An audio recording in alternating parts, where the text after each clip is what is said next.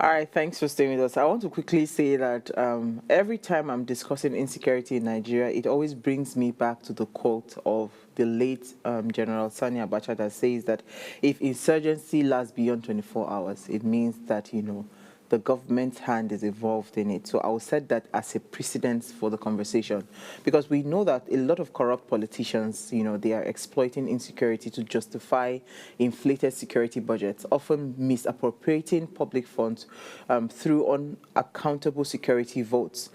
Security contractors and arms dealers also profit from the demand for weapons and logistics, while kidnappers and criminal gangs sustain a growing ransom economy. Even some rogue elements, right, within the military and the police have been accused of colluding with criminals for financial gains. I saw a very shocking video this afternoon where a young man was narrating it. It was all in Igbo language, but in the end, what he was saying, because it then came to interpret that, some people waylaid the wife from, I think she was coming from Port Harcourt to somewhere in the east, and, they took her to a police command.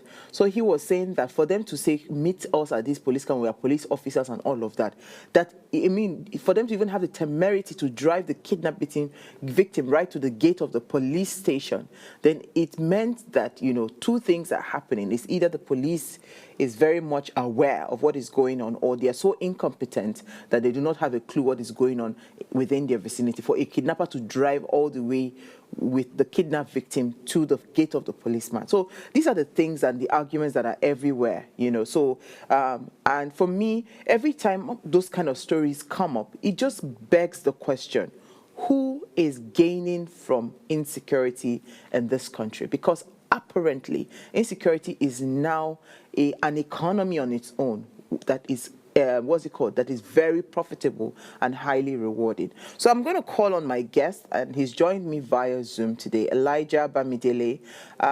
Thank you so much for joining me. He's the Director of Operations for Chris Ham International Limited and Security Risk Analyst. Thank you so much for joining me, Elijah. It's always a pleasure. Okay, so this conversation, I think, is never ending, because the more we try to make sense of what is going on with security, our security architecture in Nigeria, the more it just breaks my heart. I mean, I saw a video that went viral. I mean, it's not just a video. A lot of people did a video on the young man, the man that they call him the fish magnet that sells fish. I don't know if you saw that video, where all his business is about fish, and all of that.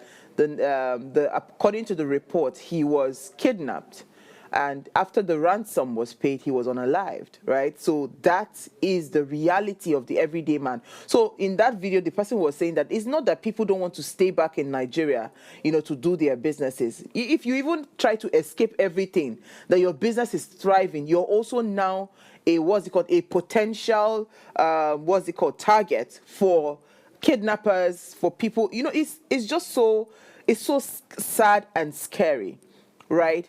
So can you please walk me through, first of all, why is insecurity still lingering as much as it is right now in Nigeria?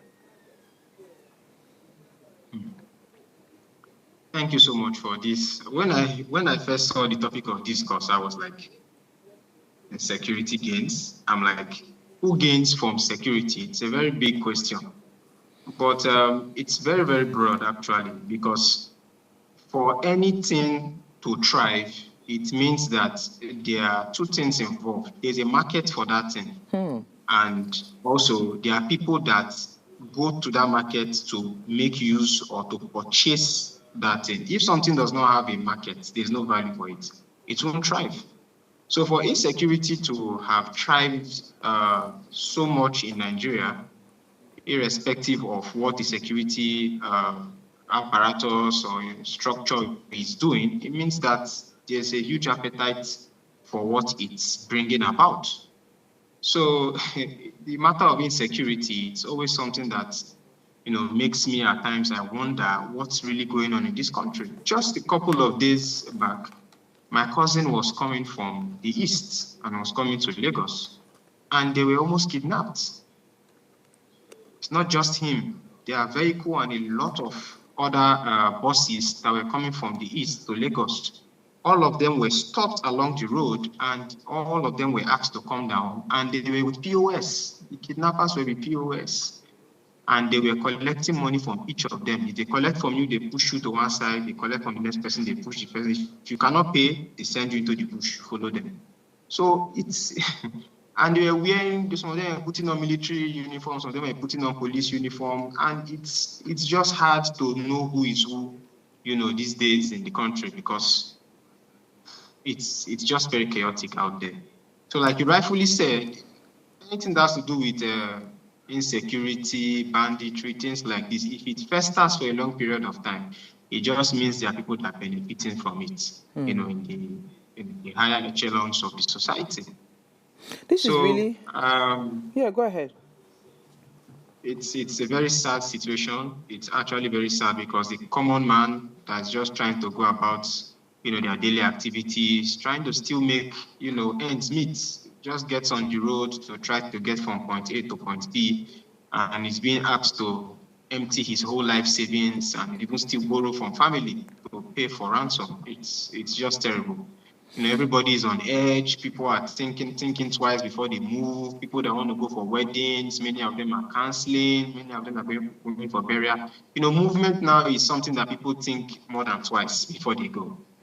Especially when you have with a journey of 2 hours. Once it's above 30 minutes, which is no longer within town, people are thinking so hard. Should I go? Should I not go? Is it worth it? What if?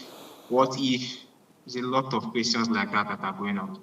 And that actually even made the country a bit unbearable, because if you look at the prices of things now, they are very expensive. When you ask these people, why are these things so expensive, they tell you insecurity.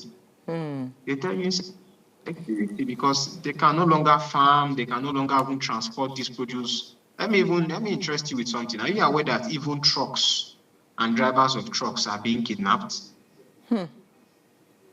Wow. Yes.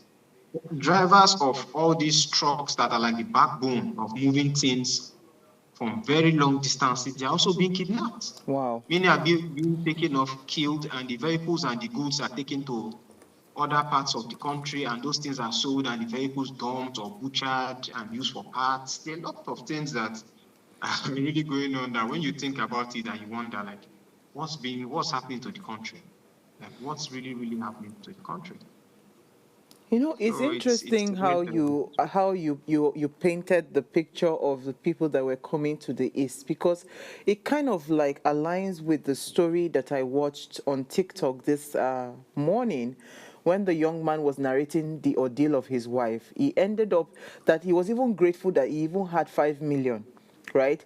And they were all wearing what's it called, military and police uniforms. And the funny thing is that they actually drove to the gate of the police station, right? So meaning that these people, they already have some level of comfort that nothing was going to happen for them to drive all the way, because they called the man and introduced themselves as policemen, from the first whatever quarters, whatever, in somewhere in the east there. So now it tells you that the conversation, because normally, because what he was saying was that when you see checkpoints, you should be comfortable, okay, these are policemen. But now people that are commuting on these roads, they will tell you that it is those people that are even wearing those military uniforms and the police uniforms, or even any security agency uniforms on the roads, are the ones that are now perpetrating the crime of, kidnapping. Look at what you just said now. There is a POS machine. There is, so it means that the transaction can be traced, right? So because what he was even talking about, even the fact that they cannot even go to report to the police because they are not even sure who they are reporting to. How bad has this thing gotten to? I'm even interested in something. If you go to the police stations now, you see a lot of POS operators that are there. Many of the time, these people, when they want to operate, they just go and kidnap a POS operator. When they kidnap him, they use his machine to collect these sums of money, and they collect the cash from them. So by the time you track these POS transactions, you find out that these POS operators are actually also innocent. So that's why, in a way, the CBN and other institutions are trying to reduce, the daily limits or the daily transaction limit for online transactions, because it's becoming something that is very, very, very, it's getting to another level. People are traveling, they just tell you, bring out your phone, transfer money here, transfer. It's a lot of things going on in the country. And also, I think the IG also needs to really, really look at this whole issue of roadblocks. At times, when these police officers that are actually legit officers, when they leave these roadblocks, the unscrupulous elements come and man those roadblocks, and you think they're actual policemen. So it's a very serious thing between that Lagos Benin or Lagos Onitsha expressway. There are a lot of things that go on there. During the daytime, you see the place is properly manned by actual police officers, but during the very early hours of like 2, 3 a.m.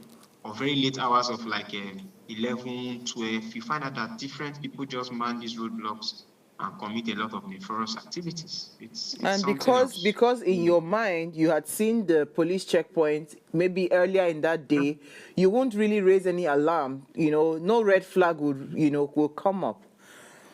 Yeah. So Elijah, that's what at do times we you find do? that these Because transporters, they just go through, they don't stop. Some of them, once it's night time, they don't stop for all this. They will climb the roadblock. They rather damage their vehicles than stop. So it's a very serious situation going on. yeah, so roadblocks you really cannot drive past like that because it depends on how Yeah. the roadblocks are mounted. You really can't True. just drive around like that. But I just want to now ask, right? Because there is obviously, I loved what you said when you started the conversation. You said because for any transaction to happen, it means that there has to be a market and there has to be a buyer, right? And so Yeah. now, if we really want to analyze insecurity in Nigeria, right? Who are the buyers? Who are the patronizers of these people? Because again, it's just a lot of things going on. Because we are just talking about the surface one where you're kidnapped and collected, ransom is collected. There are also cases where you're kidnapped, right? And your ransom is collected, your organs are harvested, right? And you're unalived. Because there are just too many things. It's a complete ripple effect. I don't know how we degenerated to this level in the country, right? And it seems like the politicians, it doesn't seem like this thing bothers them, right? Do you see them having any political will to want to even solve the challenges? Or are they part of the people that stand to gain in this insecurity? Because again, there are security votes that they give to every state. So let me just come in here and say there have been news where they find out that chiefs and people of high positions in the society were caught to have connived with these elements that perpetrate such things in the society. There have been a lot of cases like that where chiefs, a lot of people that are in a position of trust, and we find out that those people are the ones actually supplying information or giving these people cover to come into these communities and perpetrate these events. Look at what is happening currently in Auchi. Auchi has now become a den of robbers and kidnappers. Auchi, that used to be very quite safe, is now almost like a no-go area. And why is it you be in your house, they will come and knock at your door and they will kidnap you. It's no longer you have to travel now in Auchi for you to be kidnapped. They come to your door and they knock and they take you and they collect as much as even 500,000. They are just harvesting. I don't know, when I talk about these things, it makes me at times I get quite heated because society has so much gone to a level that there's no longer trust. There's no longer trust. And it's also because of our judiciary is no longer working. You see, when the judiciary is not working, people that are supposed to be punished for certain activities, if people see that these people are no longer punished, they feel that, oh, they are not above the law. And once people feel that they are above the law or they are not answerable to the law, they have this mindset that they can undo and they can do as they please. At most, they will just give money to somebody in an envelope and, everything is wiped under the carpet. So I think this whole problem stems from our judiciary. Because if the judiciary is doing the work as they're supposed to do it, even our politicians will not do certain things that they do. They won't do it. If you check when this whole thing started, it's not so long ago. It's really not so long ago. But the society got to a point where they look at, people that now steal are celebrated. If you check the younger ones that are coming up today, many of them don't want to go to school. They will tell you to your face, they'll tell you, big auntie, if I go to school, what will I do? There's no work. I'd rather go and do yahoo, or I'd rather go and do. They will tell you something that will make you wonder, like, what's going on. Back then, everybody said, I want to become a lawyer, a doctor. They will tell you things, a pilot. But now, nobody will tell you these things if you ask them. Go to schools. We go to schools, we do talk shows in schools. If you ask them what they want to become, they don't tell you anything meaningful. Because they've lost that trust in the system, in the society. They look at society and they don't see people in these fields making it anymore. Wow. Because the society has degraded, and it tells everywhere. You can't go to the hospital now to take treatment because you're thinking, the doctor coming to give me this. I'm not even sure that it's someone that will pass the exam in school. You're not even sure of you, because I saw a report earlier today where they talked about how the pharmacies in Abuja have been flooded with a lot of fake drugs. You're not even sure of the drugs that you're going to be treated with. It's so bad that we have lost our morality, we have lost our humanity in this country. And you see, as it continues like this, it can only get worse, because as you said, it's no longer even a thing of, okay, I want to travel, right in your house, right, where you are. At some point in Lagos here, Lekki Phase 1, they will kidnap you right inside Phase 1, very little traffic, and take you to an ATM, and you withdraw money and all of that. It was becoming too rampant. I don't know how they were able to manage to curb it. But when you touched about the judiciary and the fact that people don't get punished, right, it just brings to my mind the former security advisor, Sambo Dasuki, who was accused of diverting about $2.1 billion that was meant for arms procurement under the then President Goodluck Jonathan in 2015. What happened to him? Right? What happened to that case?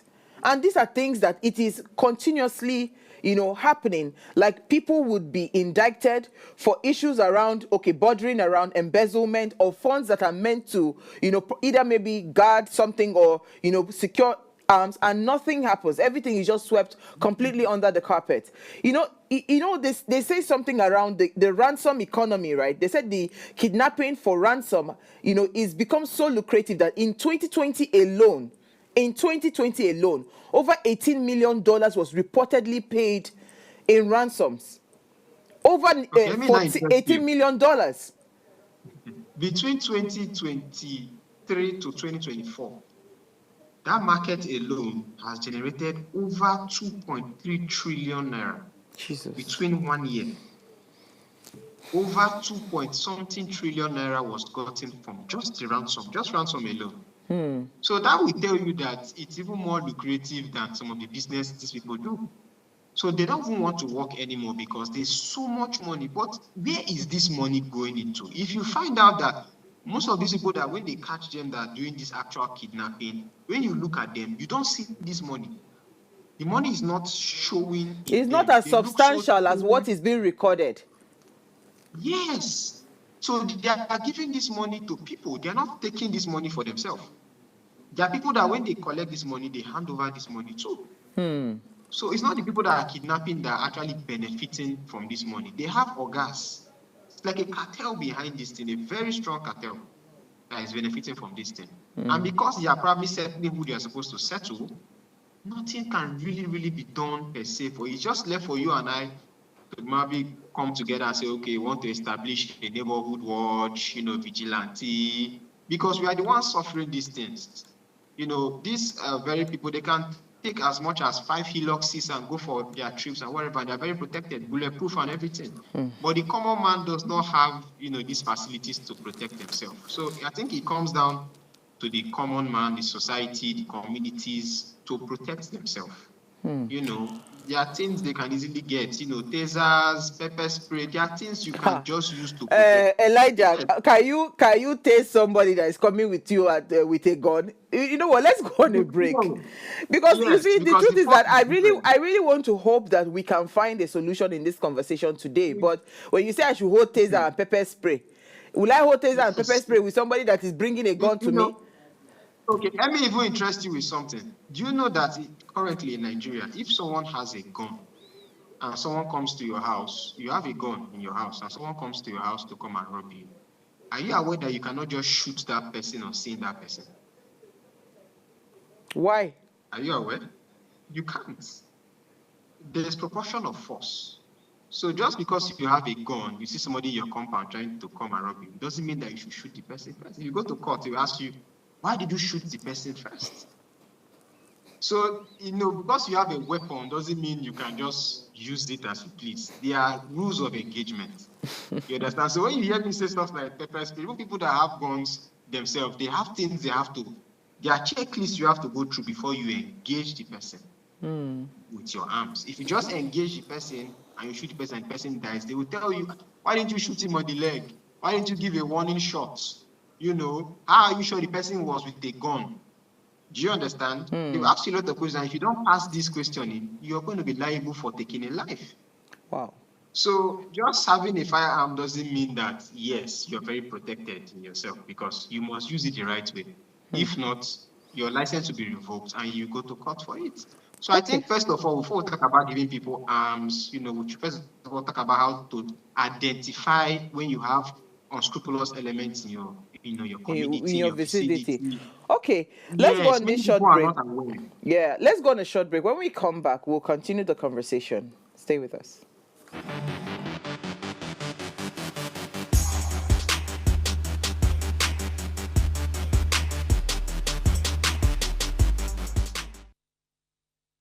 All right, thanks for staying tuned. Now, if you just tuned in, today's discussion focuses on the gains of insecurity in Nigeria. Please, let's hear what you have to say.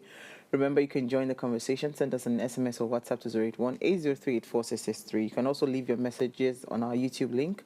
The phone lines are now open, 070-2500-7749 or 070-1424-2420. So I have a gun, and somebody is coming into my house, and I can clearly see that this person is coming to rob me. I cannot shoot the person.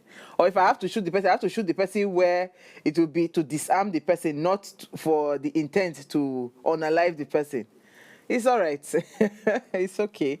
So, you know, just to touch on that and kind of like start to head towards a solution, what would a government or what's it called, political reform, you know, what would it look like? Or policy, let me not even call it political, government or policies, what kind of policies should the government put in place if truly, right, they have every sincerity to want to end insecurity in this country, and they are not part of the people that are gaining from it? What are the kind of policies we would see that would say, yes, this government truly cares and they really want to eliminate insecurity?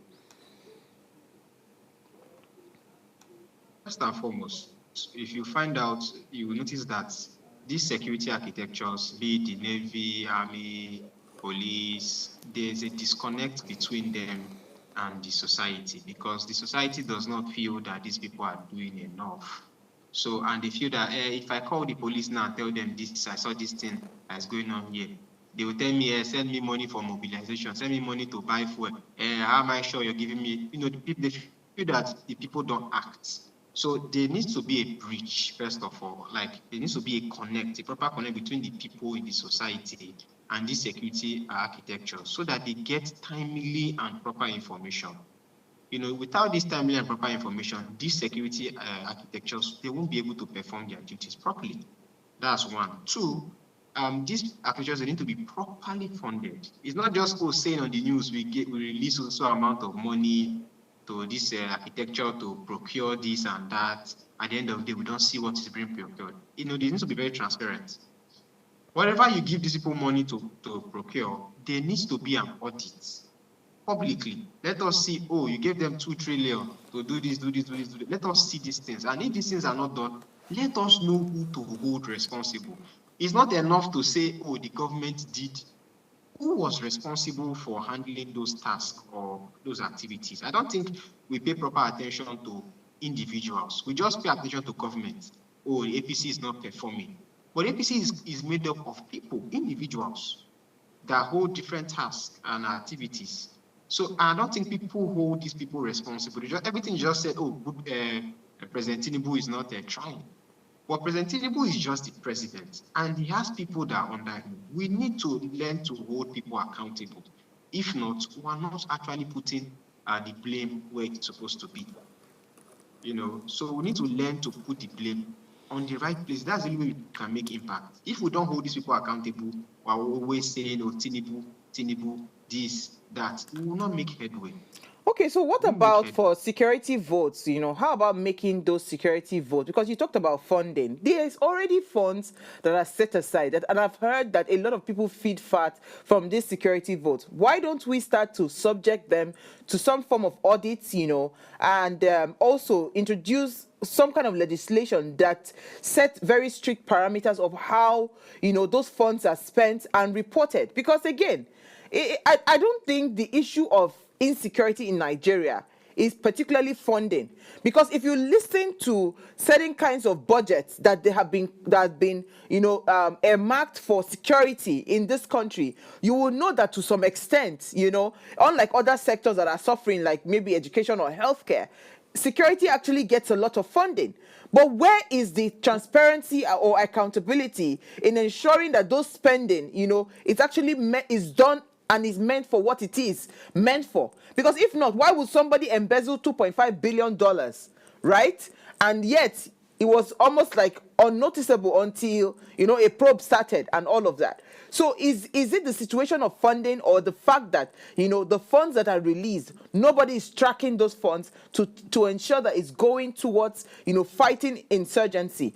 I saw a video of some police officers. I can't remember where I saw that video. I was looking for it, but I couldn't find it. Where they were showing some fried fish, and I don't know if you saw that video. And rice tied in nylon, gari tied in nylon, like that. And they were talking about how they were 7 of them, and those 7 of those people are supposed to feed on those 7 pieces of fish and the tied rice and tied gari for a month. Come on. I am very certain that that is not the amount that was earmarked to give those people for feeding. So you see, with corruption, it is corrupt. One place is corrupt, it corrupts everything. So how about we asking, how is this money spent? Why is the security vote or whatever? Why is it not subject to audits? Why are we not checking, and why are they not throwing up the books every month to publish it, to say this is where the money went to? So I think this issue we're experiencing in the country, I think it's in a very big aspect also reflects who we are. Because truth, at the end of the day, the kind of leaders that come to power in a very big way is a reflection of who we are as individuals. Let me put it this way to you. If you have a business that you're running and you employ staff, and now the staff absconded with 50 million naira of your money, would you just keep quiet and say, a staff absconded with 50 million naira for my money? Oh, well, if the money will make him better, let him take the money and help himself. It's not a big deal. I will find a way to recover it. You will not act like that. You will go for that staff with the full force of the law. You will bring your lawyers, you will bring in the police, you will track down that staff, and you will recover that money, and you want that staff to be prosecuted by the full weight of the law. But because when things come to public funds, we are not so hard when it comes to finding out what happens. If we do protest at most 2 days, 1 day protest, 3 days, everybody has gone back to the house. And even how many people even partake in this protest? Very few people.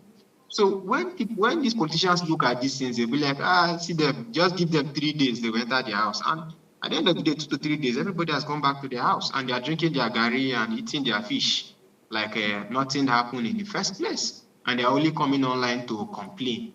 Everything should be on ground. I don't think this social media online thing is actually very effective. If you see or hear something that is wrong, I believe Nigerians as a whole should be able to unite and come out and say, this thing is not right, and protest effectively for that thing to be corrected.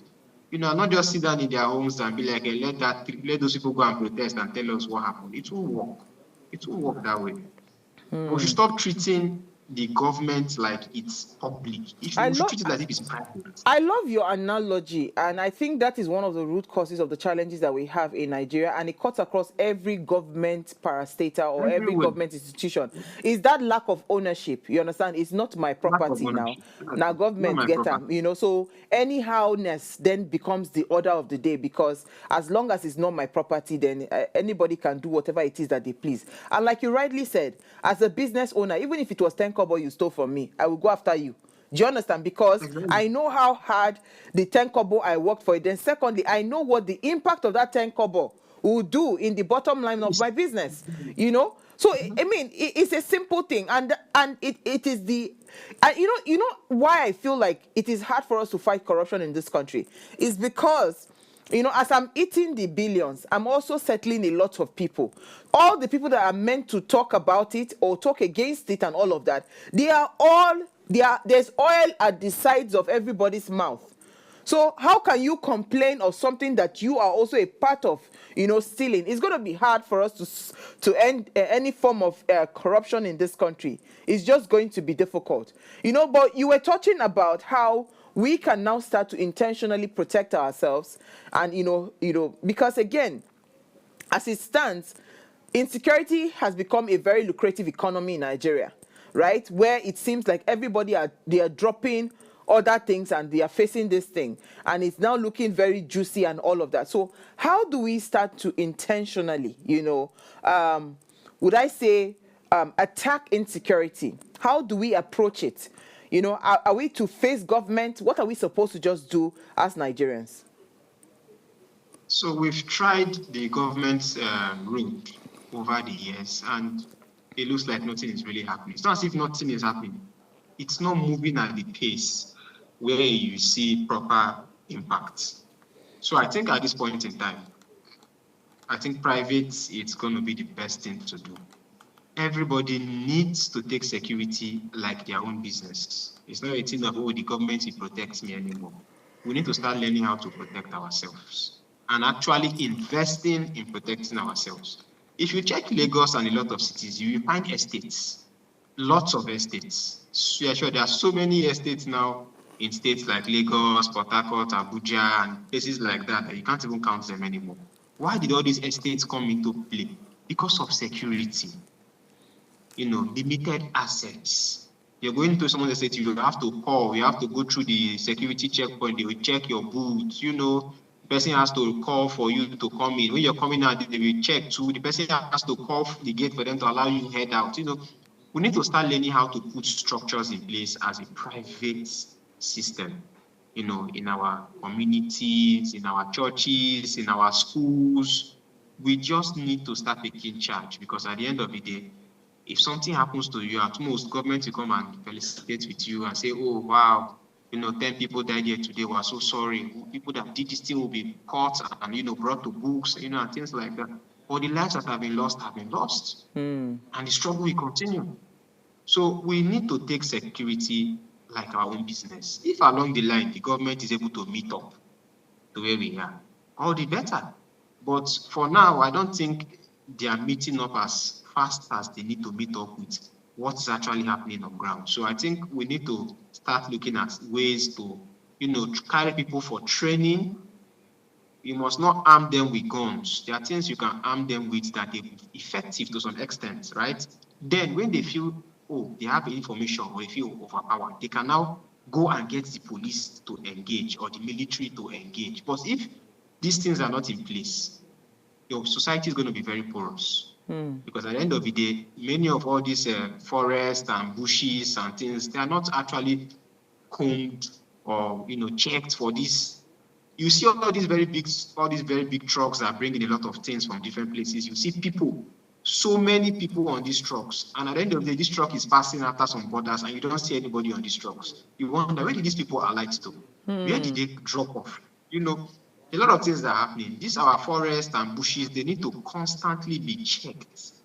Constantly. Cameras can be put there, I mean, motion detection equipment. there's even drone technology now. Like, there are too many things that we can leverage on Many things to that be can able be to put. really And check when it. you see these things, if the police don't have it, if you have a private system that is looking at these things, they have a control of watching these things. When they see these things happening, they quickly call the police or the military, see what we are seeing in real time, come and take charge.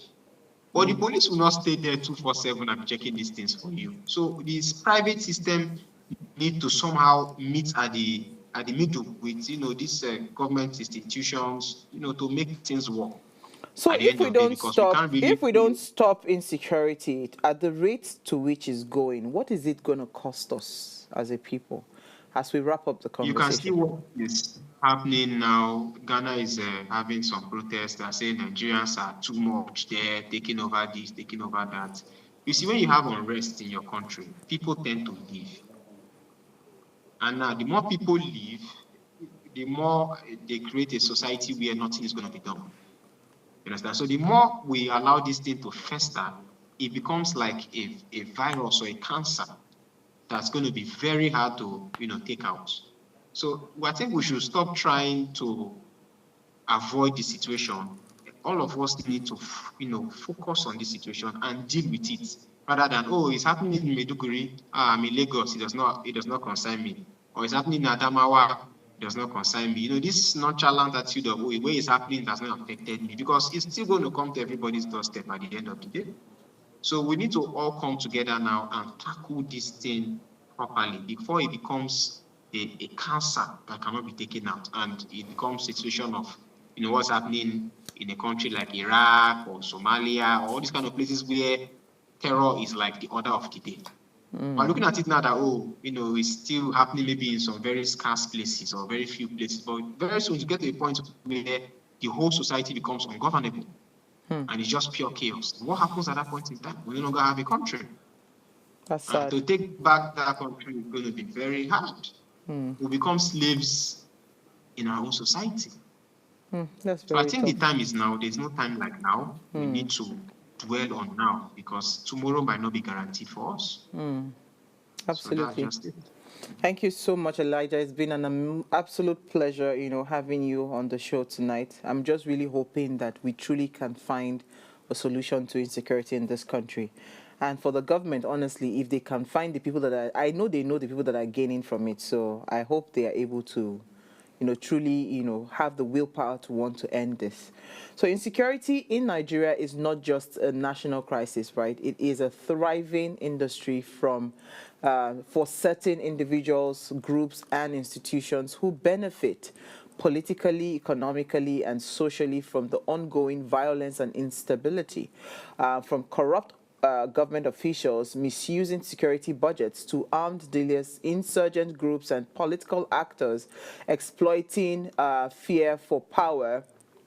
The country's security challenges are deeply entangled with personal and institutional gains, and these hidden benefits explains why, despite years of military operations, billions spent on defense, and countless security summits, the violence continues, the insecurity continues. Insecurity persists not solely due to lack of capacity, but also because too many powerful actors profit from the chaos. Until Nigeria addresses these underlying initiatives by enforcing accountability, dismantling corrupt networks, and creating real economic opportunities for its citizens, any effort to restore peace will remain incomplete and unsustainable. Ultimately, the real target is not just the presence of insecurity, but the fact that some profit while the vast majority suffer. Breaking this cycle requires bold political will, systemic reforms, and a national commitment to prioritize people over profit. And I'm really hoping, honestly, that there will be some level of sincerity in the hearts of our leaders to end this menace. Thank you so much again to our guest, Elijah, for joining us this evening. And thank you again for us, those that watched us. Please keep sharing the links, and hopefully, we'll keep on, adding our voice to the conversations that matter to us. Again, is at Official Upgrade TV. You can interact with us further, drop a comment, and most importantly, follow all our engagements on social media. If you missed this very interesting quote from Aisha Youssef, which says the security situation in Nigeria is a tragedy that continues because it has become an economy. And I think that is just the plain fact of where we are today. I'll see you guys tomorrow, 8 p.m. Enjoy the rest of your evening.